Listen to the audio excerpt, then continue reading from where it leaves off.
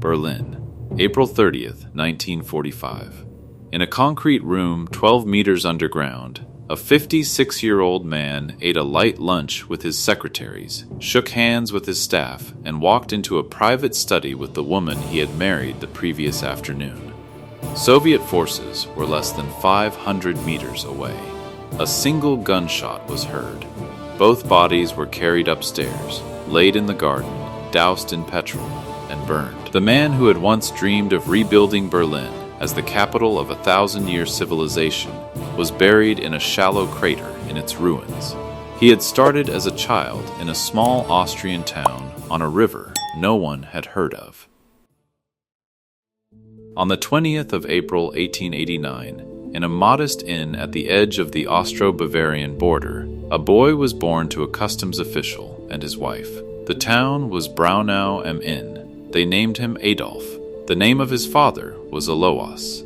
Alois Hitler's story begins with a mystery. He was born illegitimate in 1837, the son of a peasant woman from the Waldviertel region of Lower Austria. His father's identity was never recorded. For nearly 40 years, Alois carried his mother's surname, Schicklgruber, before a legal maneuver in 1876 allowed him to adopt a new one.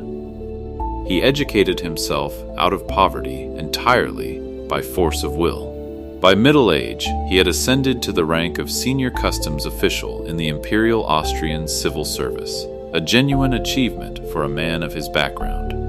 He was authoritarian, impatient, emotionally remote. He drank, he kept bees, about which he was passionate.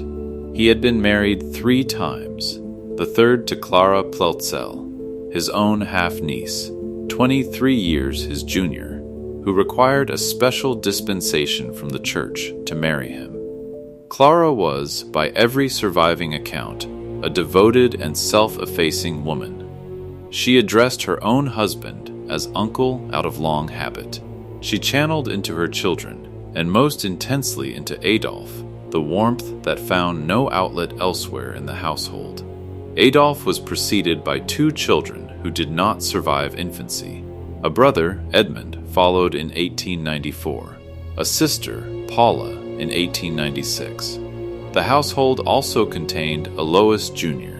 and Angela, children from a previous marriage. The atmosphere was one of maintained surface and internal strain, a family that kept the exterior respectability of the petty bourgeoisie while carrying pressures that never fully surfaced. Then, in February 1900, Edmund died of measles. He was 6 years old. Adolf was 11. Adolf's school performance, previously adequate if inconsistent, began to deteriorate. His relationship with his father, never warm, grew colder. What had been a household of modest tension became something more brittle. Alois Hitler died in January 1903 of a pleural hemorrhage while reading the newspaper at a local inn. He was 65. In Mein Kampf, Hitler would later write of his father with formal respect and almost no warmth, describing a man who had risen by his own efforts while saying almost nothing of their actual relationship. The anger, whatever form it took, was directed elsewhere, or simply not yet articulable. What is verified, not by Hitler's mythologized account, but by school records and the memoir of his only close childhood friend, August Kubisek, is that young Adolf showed a genuine aptitude for drawing. He sketched obsessively buildings, facades, civic architecture. His surviving watercolors show considerable technical competence for a teenager. But art historians who have examined them note something distinctive about his compositions. They are almost entirely devoid of human figures. His landscapes are empty. His buildings stand without inhabitants. Whether this is psychologically significant or simply a matter of artistic preference is a question historians approach carefully. What it does suggest is a boy whose imaginative world was organized around structures, around permanence, and from which living human beings were largely absent. The family had moved to Linz in 1900, and it is there that Adolf's political formation begins. His history teacher was a man named Leopold Pietsch. an ardent German nationalist who taught with the fervor of someone who believed the subject personally. In his classroom, the decline of the Habsburg Empire was not administrative history. It was tragedy. The German-speaking peoples of Austria, outpaced by Czech, Slovene, and Hungarian nationalist movements competing for political power, were, in Peach's telling, a civilization under siege. The natural remedy was unity, one people, one cultural identity, one Reich. Adolf sat in that classroom and absorbed it as naturally as the air he breathed.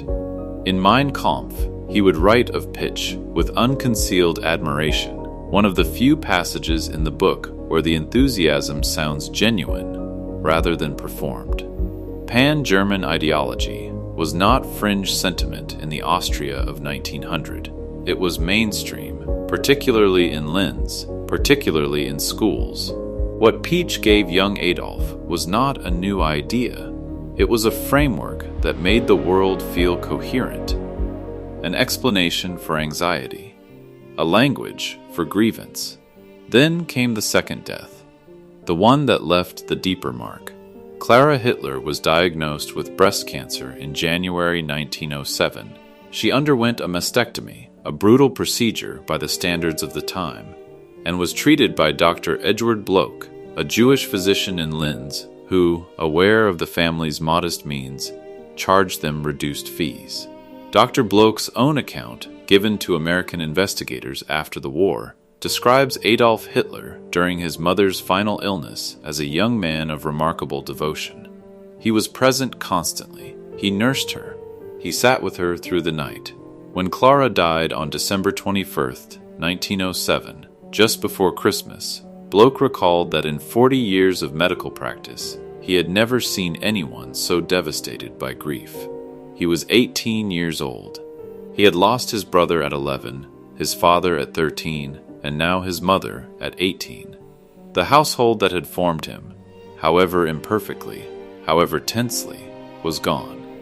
What remained was a young man with artistic ambitions, a head full of pan-German romanticism, a small inheritance, and no clear plan for what came next. What came next was Vienna. He would arrive carrying a portfolio of drawings and a great deal of hope. The Vienna Academy of Fine Arts would decide his future, and in refusing him, set a very different one in motion. Vienna in 1907 was among the most culturally alive cities on earth. Klimt was painting, Mahler was conducting, Freud was writing, Wittgenstein was thinking. The city was a crucible of modernism, and it was also, just beneath its gilded surface, a city of profound social anxiety, political populism, and accelerating anti-Semitism. Into this city came an 18-year-old from Linz, carrying a portfolio of drawings, the modest remains of his mother's estate, and an absolute certainty that he was destined to be a great artist. The Vienna Academy of Fine Arts rejected him twice in 1907 and again in 1908. The examiner's notes from 1907 survive. They are not cruel. They are, in some ways, worse than cruel. They are clinical. His test drawings were assessed as showing too few heads. His compositions were found technically competent, but insufficiently focused on the human figure. The examiners suggested, not unkindly, that his talents might lie in architecture rather than painting. It was a redirection. He received it as a verdict. The cruelty, and it was a cruelty, even if unintentional, lay in what came next. An academy official told him that his path forward was architecture. But enrollment in the architectural program at the academy required a secondary school diploma. Adolf Hitler had left his school in Steyr without graduating. The door that had been pointed out to him was already closed. He was 18, self-taught, and formally unqualified for the only alternative he had been offered. He did not tell anyone, not his mother who was already dying by the time of the first rejection, and from whom he may have hidden it to spare her, not his friend August Kubitschek, who had followed him to Vienna to study music at the conservatory, and who believed, for months, that Adolf was enrolled as an architecture student. Kubitschek later recalled that Hitler maintained this fiction with complete conviction, attending lectures at the Technical Institute without being enrolled, speaking knowledgeably about architectural theory, inhabiting the identity of a student with such consistency that it never occurred to Kubitschek to question it. What Kubitschek's memoir captures, and what is easy to overlook in retrospect, is a young man of genuine intellectual energy and passionate enthusiasms. Hitler in Vienna, as Kubitschek describes him, devoured books. He attended the opera compulsively above all Wagner, whom he had encountered in Linz as a teenager and who had become something close to a religion. He had opinions about everything: city planning, architecture, German history, the proper arrangement of Vienna's streets. He talked, Kubitschek recalled, almost without pause. He was not studying. But he was not idle. He was constructing, with great internal urgency, a vision of the world and of his own place in it. The second rejection, in 1908, came without Kubitschek's knowledge. By then, their friendship had effectively ended a falling out whose exact cause remains unclear. Hitler did not return to the room they shared. He moved, without explanation, to a cheaper address, and then cheaper still. Within a year, he had drifted into the city's underclass. The Mannerheim was not a slum. Exactly, it had reading rooms, a canteen, a small workspace area. But it was the address of men who had run out of other options. Hitler lived there from 1909 until his departure from Vienna in 1913. He survived by painting small watercolors, Viennese street scenes, churches, tourist views, and selling them through a network of petty dealers. One of those dealers was a man named Reinhold Hannisch, a drifter who became Hitler's business partner and, briefly, something close to a friend. Hannisch would find buyers while Hitler painted. They split the proceeds. The arrangement worked until Hitler accused Hannisch of cheating him on a dispute that ended in a police complaint, a brief arrest for Hannisch, and the end of their partnership. This detail is worth holding. The Hitler of the Mannerheim years was not yet a public anti-Semite. Biographers who have examined this period closely, particularly Brigitte Hamann, in her meticulous study of Hitler's Vienna, argue that the picture is considerably more complicated than Hitler himself later claimed. Hamann found evidence that Hitler had Jewish acquaintances, that he sold paintings through Jewish dealers, that his interactions with the Jewish community of Vienna were, at the individual level, largely unremarkable. The blanket hatred had not yet, or not fully, crystallized into the personal register. What he was absorbing, however, was something else, and it was coming from the city itself. Vienna gave Hitler 2 political educations, and he was an attentive student of both. The first came from Karl Lueger, the mayor of Vienna, from 1897 until his death in 1910, and one of the most effective populist politicians in European history. Lueger was a Catholic social reformer who modernized Vienna's infrastructure, its trams, its waterworks, its gas supply, while simultaneously building his political coalition on anti-Jewish rhetoric. He was, by most accounts, personally inconsistent in his anti-Semitism. He had Jewish friends, made exceptions, once famously declared, "I decide who is a Jew." But his political method was what mattered.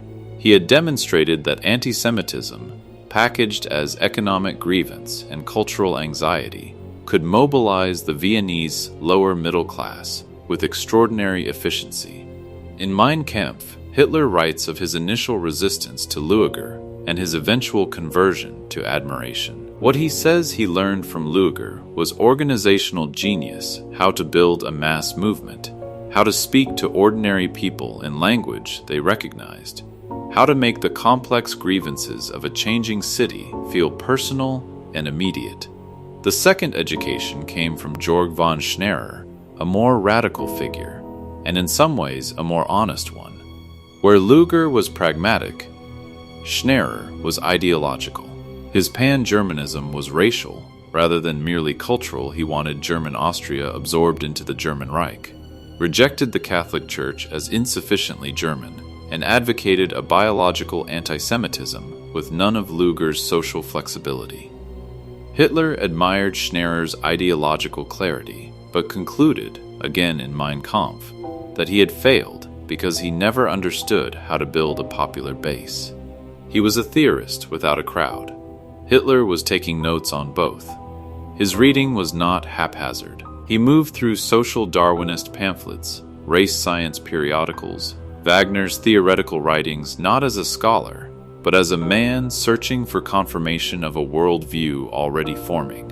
Wagner's essay on what he called the corrupting influence of Jewish aesthetics on German music offered Hitler a framework in which culture and race were inseparable, in which artistic decline and racial contamination were the same thing. The debate among historians about precisely when Hitler's anti-Semitism hardened into its final, exterminatory form remains genuinely unresolved. Kershaw argues that the Vienna period may have been less formative than Hitler later claimed that Mein Kampf's account of a Damascus Road conversion to anti-Semitism in Vienna is, at least in part, retrospective self-mythology, a narrative shaped to give his ideology the authority of personal revelation. Haman's research complicates this in the other direction, not by confirming Hitler's account, but by showing how thoroughly anti-Semitic the atmosphere of his Vienna years actually was, making it difficult to imagine he emerged from it unaffected.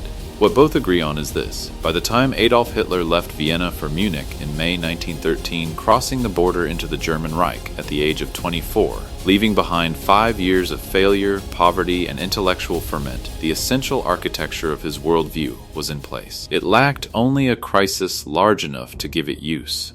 That crisis was 14 months away. In August 1914, the guns of Europe opened fire. For most men, the war was catastrophe. For Adolf Hitler, it was, by every account he ever gave, the first moment in his adult life when he felt he belonged somewhere. He was 25 years old, Austrian by birth, stateless by temperament, and living in Munich on a residency technicality when the war began. He had failed to report for Austrian military service the previous year, whether from evasion or administrative confusion remains disputed, and when the Austro-Hungarian Draft Board eventually examined him in February 1914, they found him physically unfit for service and sent him home. 6 months later, he petitioned King Ludwig III of Bavaria personally, in writing for permission to enlist in a Bavarian regiment despite his Austrian citizenship. The petition was granted. Within days he had his uniform. The letters he wrote home in the war's early weeks are among the most revealing documents in his archive. The tone is not that of a man performing patriotism. It is that of a man who has, for the first time, found a structure that holds him. He writes of the trenches with something close to gratitude.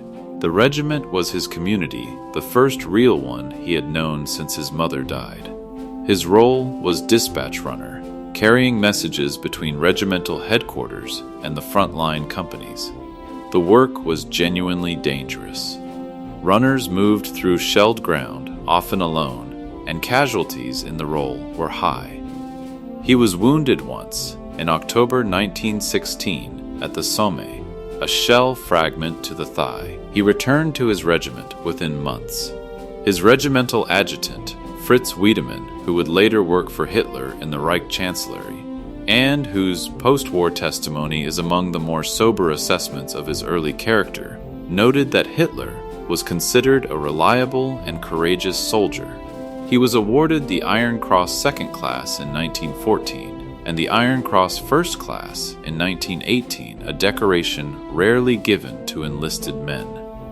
The recommendation for the latter was made, with some historical irony, by a Jewish officer, Lieutenant Hugo Gutmann, and yet he was never promoted beyond corporal. Wiedemann, when asked about this after the war, was characteristically direct.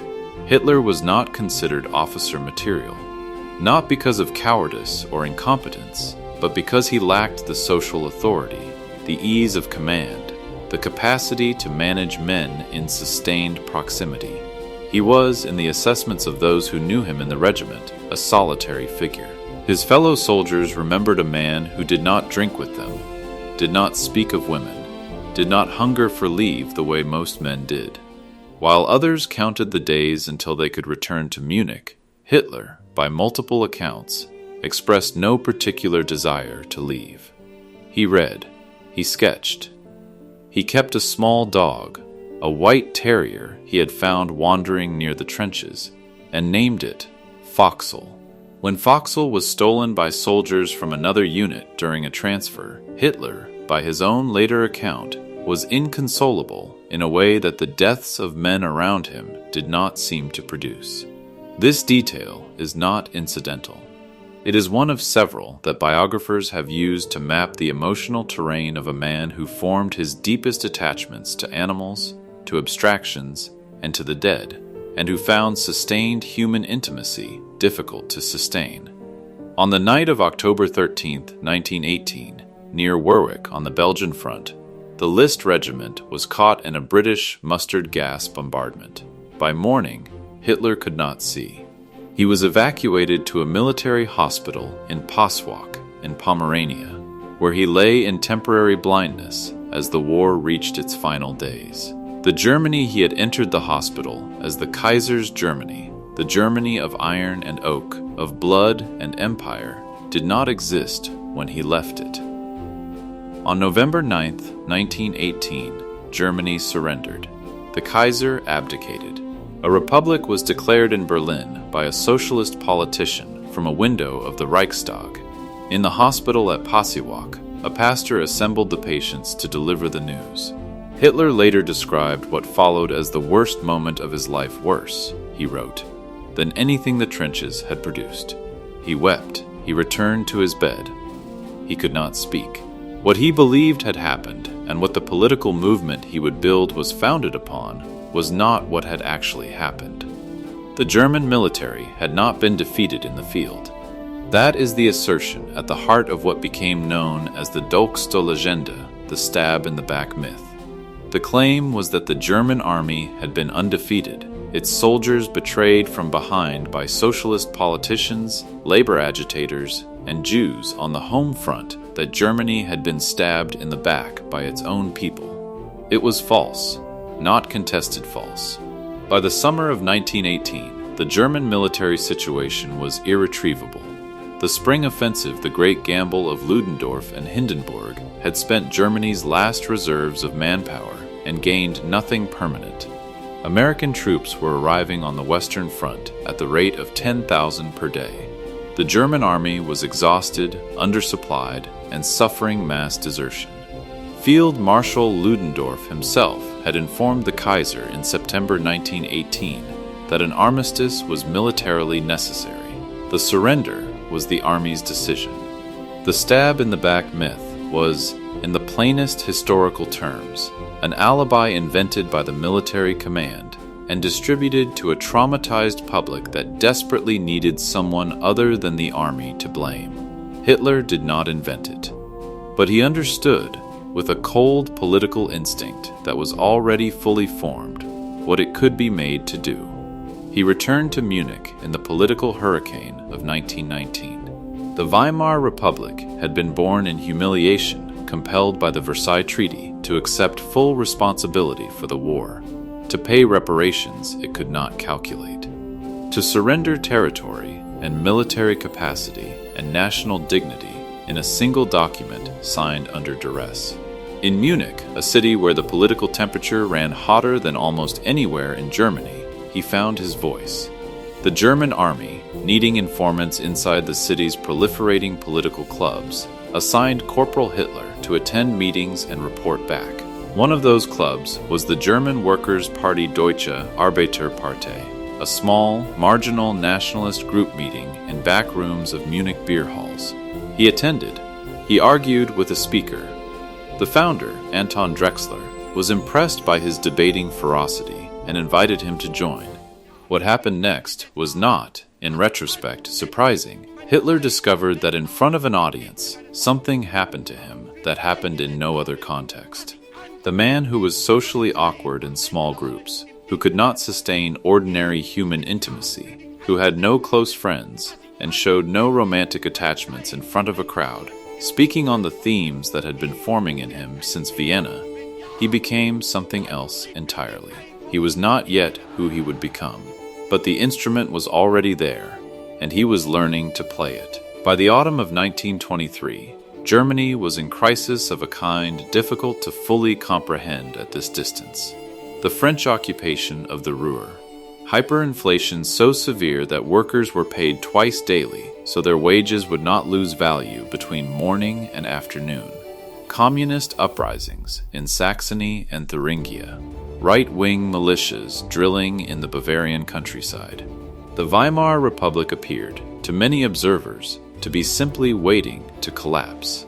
Hitler, emboldened by the example of Mussolini's march on Rome the previous year, concluded that the moment had arrived. On the night of November 8, 1923, he entered the Bürgerbruchkeller with 600 armed SA men and fired a pistol at the ceiling. What followed was not a revolution. It was a sequence of miscalculations, desertions, and confusion that historians have treated with varying mixtures of horror and dark comedy. Erich Ludendorff, the war hero whose presence Hitler had secured as a legitimizing figurehead, marched directly into the police cordon the next morning with the precise bearing of a man who had spent decades on military parade grounds. The police, who had been firing, stopped unwilling to shoot a field marshal. Ludendorff walked through. Hitler had already hit the ground, and, by most contemporary accounts, run. He was arrested 2 days later at the country house of Ernst Hanstengel, having dislocated his shoulder in the fall, or the flight accounts differ. The trial should have ended him. Instead, it made him. The presiding judge allowed Hitler to speak, at length, in his own defense.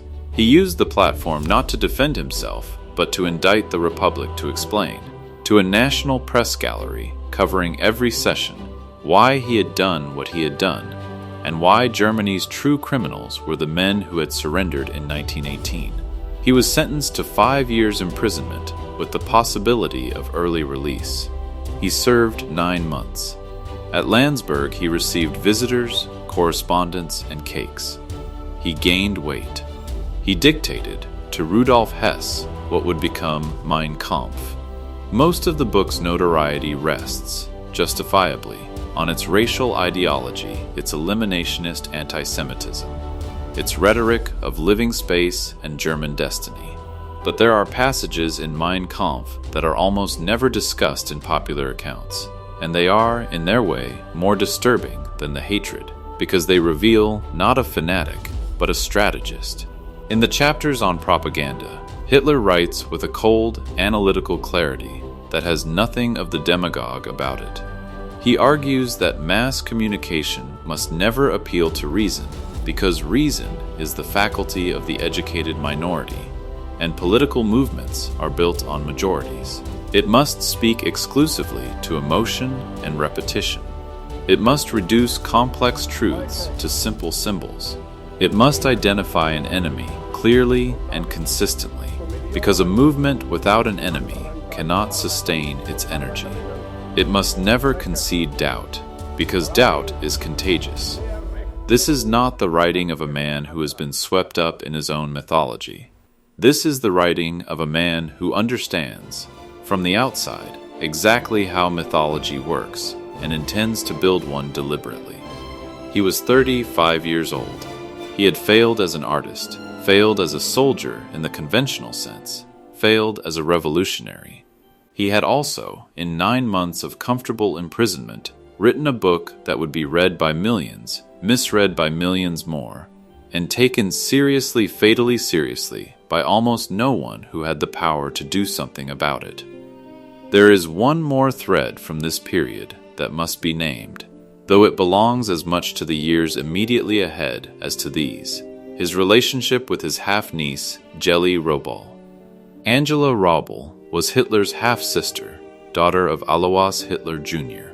Jelly was Angela's daughter, born in 1908, making her 19 years younger than her uncle. By the mid-1920s, as Hitler's political fortunes began to recover, Jelly had moved into his Munich apartment.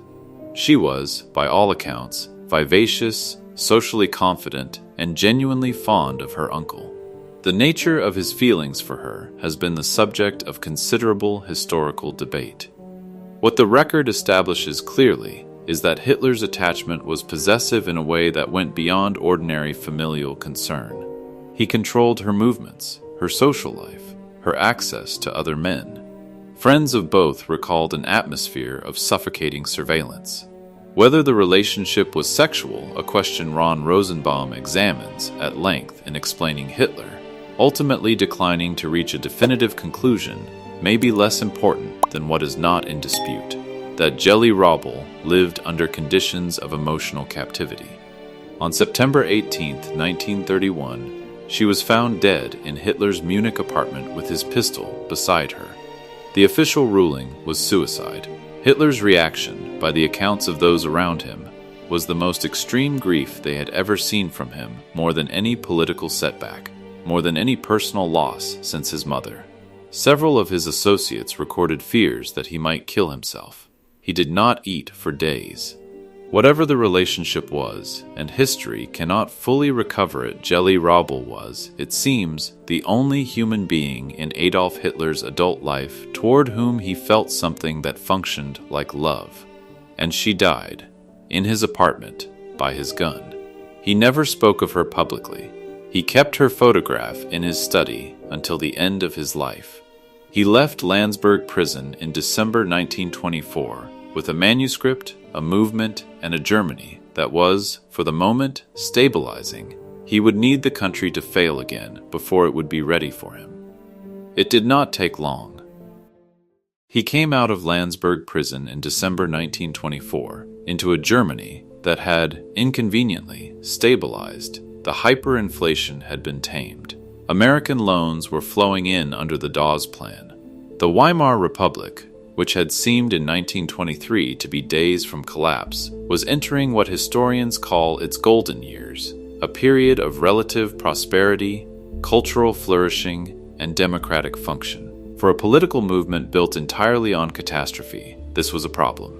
He used the quiet years to rebuild, reorganizing the Instap, establishing the party's internal hierarchy, banning factions, centralizing authority in himself.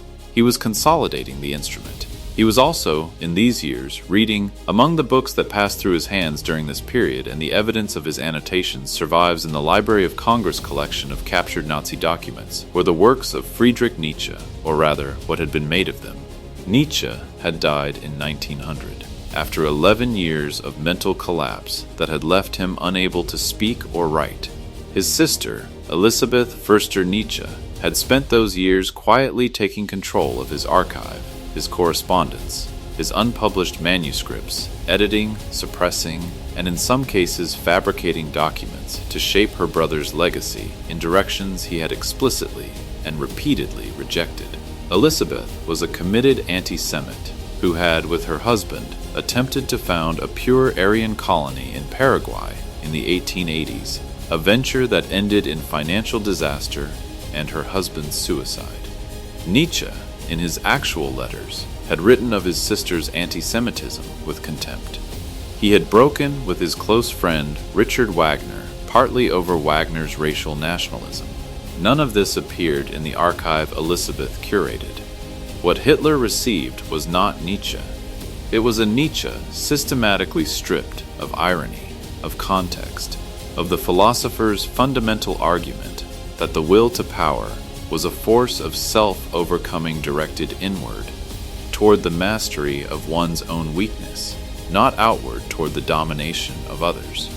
The Bermensch, in Nietzsche's actual writing, was a philosophical aspiration against herd conformity. In the version that arrived in Nazi ideology, it became a racial category. The transformation required ignoring most of what Nietzsche actually wrote, but Elizabeth had been helpfully removing the inconvenient portions for decades. The intellectual robbery was almost total, and it was, in significant part, a family business. What those photographs show is a man who understood performance as craft. Every gesture documented by Hoffman was practiced and selected. The voice modulation, the slow, quiet opening that drew audiences into concentration, the gradual escalation, the thunderous peaks followed by silence, was not instinct. It was technique, refined over hundreds of speeches in beer halls and rallies across Bavaria through the late 1920s. Those who heard him speak live, including opponents who went to observe and came away shaken, described something that is genuinely difficult to convey in print. The journalist Dorothy Thompson, one of the first foreign correspondents to interview him at length, initially dismissed him in 1931 as a nonentity, and then watched him speak to an audience and revised her assessment entirely. She did not change her view of his ideas. She changed her understanding of what she was dealing with. The journalist Conrad Hayden, who covered Hitler for years and wrote the first serious biography of him, described the experience of a Hitler speech as something close to physical, a manipulation of breath, of pacing, of silence that operated below the level of conscious evaluation. The content, Hayden noted, was almost secondary. The audience was not persuaded so much as they were overwhelmed. He was not a natural. He was a man who had practiced until the performance became indistinguishable from nature. In October 1929, the American stock market collapsed. The loans underpinning Weimar's stability evaporated overnight. Within 3 years, a third of the German workforce was unemployed. The golden years were over. The political center, which had governed through compromise and coalition, began to fracture. The Endstab, which had won 2.6% of the vote in 1928, won 37.4% in July 1932. It was the largest party in the Reichstag. It had not yet achieved a majority and would never achieve one in a free election. But in the calculus of conservative politicians who believed they could use Hitler as a vehicle for their own agendas and control him afterward, 37.4% was enough. On January 30th, 1933, Adolf Hitler was appointed Chancellor of Germany by President Paul von Hindenburg. It was a legal appointment. It was a democratic mechanism. It was the door through which everything else walked. The Reichstag fire, which destroyed the German parliament building on February 27, 1933, and whose origins remain disputed, gave Hitler the pretext he needed. A Dutch communist was arrested at the scene. Within 24 hours, Hindenburg had signed the Reichstag fire decree, suspending civil liberties across Germany. Within a month, the Enabling Act came before what remained of the Parliament. This is the mechanism that requires the most careful attention because it was not a coup.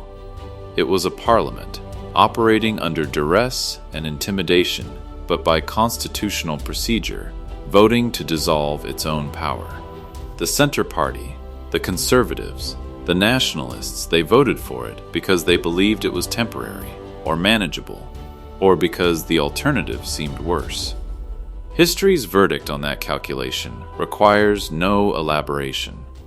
Power, when it arrived, brought with it the private life he had always kept hidden, and the contradictions within it became, if anything, more pronounced. Eva Braun was 23 years younger than Hitler, a shop assistant at Hoffmann's photography studio when they met in 1929. Their relationship was kept from the German public for the entirety of the Third Reich. She was installed at the Berghof, but absent from all official functions. She was not photographed with him publicly. She did not exist, officially, at all. She attempted suicide twice in the early years of their relationship, once in 1932, once in 1935. Historians have read these episodes differently, as bids for his attention, as genuine despair at the compartmentalization he imposed, as symptoms of the psychological cost of loving a man who could not afford, politically or personally, to be seen loving anyone back. What her home movies capture, and they are available, and they are strange, is the domestic interior of a relationship entirely cordoned off from the world he was simultaneously destroying. She swam, posed, played with dogs. He visited and departed. The normality is itself a kind of horror. Albert Speer, who became Hitler's architect and later his armaments minister, wrote in his post-war memoir of the hours Hitler spent with the Germania models late at night, alone or nearly so, moving around the table, examining the facades, the proportions, the sight lines of a city that did not exist and would never exist. Speer's testimony must be read with care. He was a man constructing his own post-war exculpation, and historians have found it substantially self-serving. But on this specific point, other witnesses corroborate him. The architectural obsession was real, and it was not vanity alone. The boy who had drawn empty buildings in Vienna, the failed applicant to the academy who had been told he belonged in architecture he was, in those late-night visits to the model room, still that boy, still building the structures no one had let him build, still filling the empty city he had drawn when he was 17. The tragedy, if the word can survive the context, is not that a failed artist became a dictator. It is that the wound of that failure never closed and the world paid for it. By 1941, the generals had stopped being heard. The record of the preceding 2 years had paradoxically made the situation worse. The fall of France in 6 weeks, which confounded every military expert in Europe, including Hitler's own generals who had counseled caution, had convinced Hitler that his strategic instinct was superior to professional military judgment. General Franz Halder, chief of the German General Staff, whose diary is among the most valuable documents of the period, recorded conversations in which Hitler overrode his generals' assessments with an absolutism that brooked no response. Barbarossa, the invasion of the Soviet Union, was warned against by multiple senior commanders on the grounds of supply lines, winter timelines, and the fundamental military imprudence of fighting on 2 fronts simultaneously. The warnings were heard, they were dismissed. The decision had already been made in Hitler's mind, not on military grounds, but ideological ones. The Soviet Union was the Judeo-Bolshevik enemy. Its destruction was not a military objective, but a racial and historical one written, in plain language, in Mein Kampf 16 years earlier. This is the passage that those who governed Europe in the 1930s chose not to take literally. It was not hidden, it was published, it was translated, it was reviewed in newspapers across the continent and across the Atlantic. The consensus in the drawing rooms and foreign ministries of democratic Europe was that it was rhetoric, the overstatement of a provincial agitator who would moderate once he encountered the responsibilities of actual governance. He did not moderate. He had told the truth. The failure was not of his candor, but of the world's willingness to believe that a man in a suit, elected by ballot, could mean what he said. The systematic murder of 6 million Jews and the additional millions of Roma, disabled people, Soviet POWs, Polish civilians, political prisoners, and homosexuals was not the spontaneous eruption of ancient hatreds. It was organized. It had administrators. It had a railway timetable.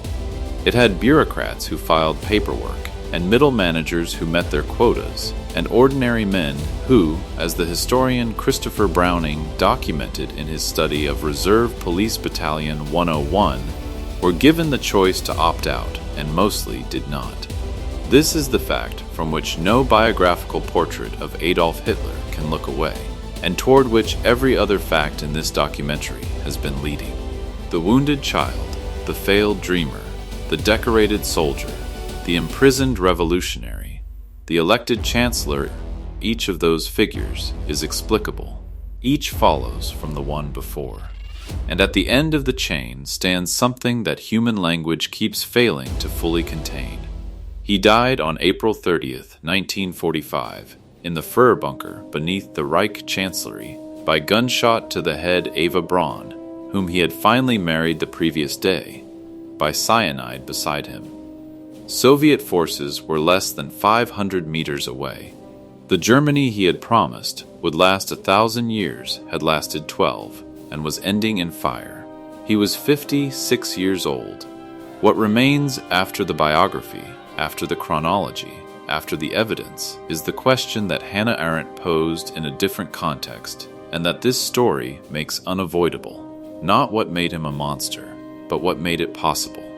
What made it possible that the societies of one of the most educated, culturally sophisticated continents on Earth produced and followed and enabled and looked away from what he did?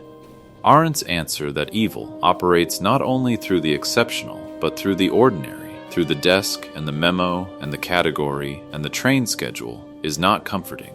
The biographical record of Adolf Hitler does not produce a satisfying explanation, a wound here, an ideology there, a crisis that created the opening, because no explanation is fully adequate to what followed. But it does produce a warning. He was not sent. He was not inevitable.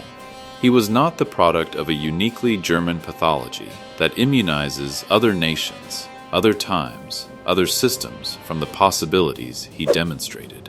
He was the product of wounded vanity, weaponized grievance, institutional failure, democratic complacency, and the very human tendency to believe that the man on the stage cannot possibly mean what he is saying. He meant it. This documentary was made in the belief that understanding is not the same as forgiving, and that forgetting is not the same as moving on.